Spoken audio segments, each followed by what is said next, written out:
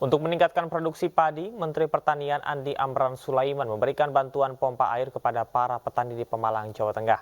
Tak hanya itu, kemudahan mendapatkan pupuk bersubsidi bagi petani juga menjadi perhatian Menteri Pertanian.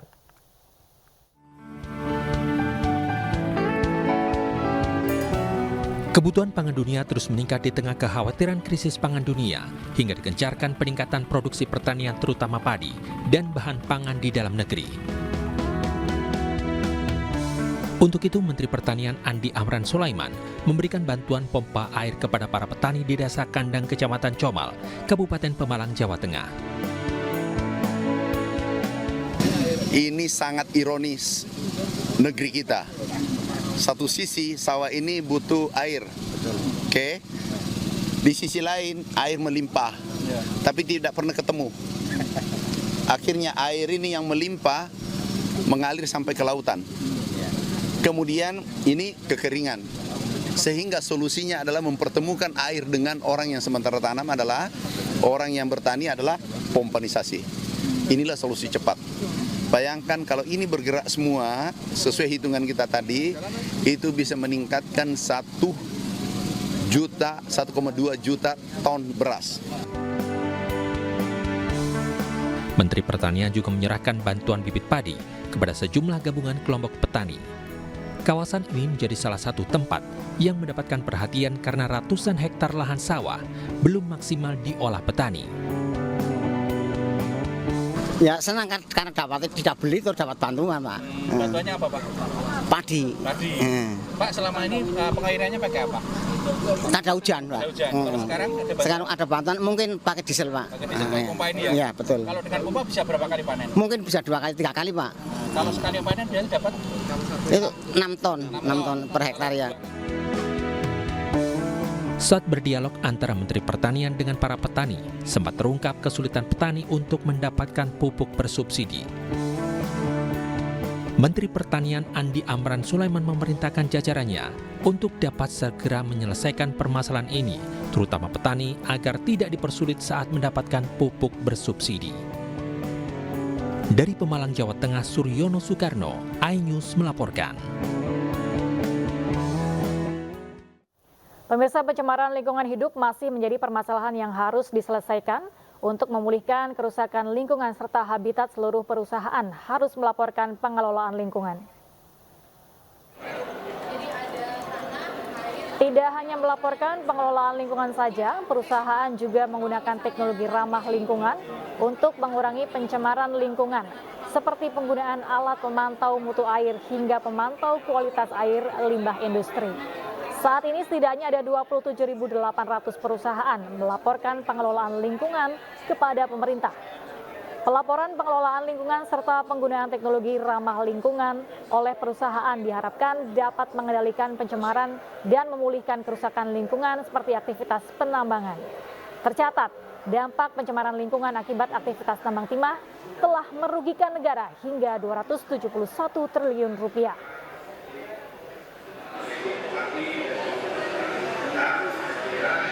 Kepada jajaran aparat pemerintah terutama ya, jajaran lingkungan hidup, bahwa memang tidak bisa dihindari, harus berpikir tentang teknis dan metodis.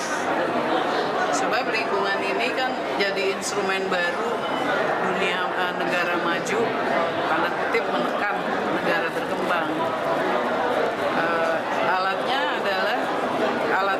Instrumennya adalah ilmu pengetahuan dan Memasuki bulan Syawal, salah satu perusahaan BUMN melalui program Umroh Akbarnya telah memberangkatkan ratusan peserta umroh dari beberapa wilayah di Indonesia.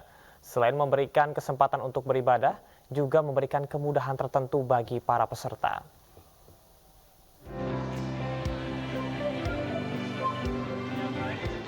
PT Pegadaian memberangkatkan 344 jemaah umroh dalam program Umroh Akbar dari 4 titik di Indonesia, yakni Surabaya, Medan, Makassar, dan Jakarta. Kegiatan yang digelar di bulan Syawal 1445 Hijriah ini diikuti oleh karyawan Pegadaian, keluarga, serta nasabah Pegadaian.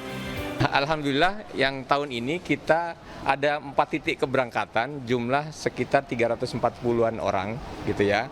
60% itu internal dan keluarga Pegadaian, yang 40% itu adalah nasabah Pegadaian.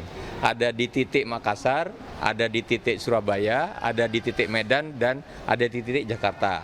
Nah, pemberangkatan ini sudah 3 hari berarti, 22, 23, dan 24. Hari ini adalah kloter terakhir. Jadi dari 8 kloter keseluruhan 344 jamaah. Program umroh di bulan Syawal PT Pegadaian ini mendapatkan apresiasi dari jemaah umroh. Pegadaian ini melalui produknya Alum Safar, yaitu kita bisa umroh atau haji dengan Pegadaian. Jadi kita sangat percaya gitu ya, apalagi travel yang ditunjuk oleh Pegadaian juga memberikan servis yang excellent tentunya. Nah, tentunya kepercayaan kita kepada instansi yang dalam tanda kutip BUMN gitu ya, tentu ini juga menambah kepercayaan kita akan positifnya kita berangkat untuk umroh. Produk Pegadaian Syariah Pembiayaan Wisata Religi ini bekerja sama dengan PT Go Halal Go Syariah Indonesia dan mitra travel agent terpercaya dengan skema Gadai Syariah. Dengan skema ini, nasabah bisa beribadah sambil berwisata dengan aman dan nyaman. Tim Liputan iNews melaporkan. Pemirsa, dalam rangka memperingati World Oral Health Day, Persatuan Dokter Gigi Indonesia Pengurus Wilayah DKI Jakarta bersama salah satu produsen pasta gigi menggelar fun walk di kawasan Senayan, Jakarta. Ya, para dokter gigi melakukan jalan santai sambil mengedukasi pentingnya menjaga kesehatan gigi.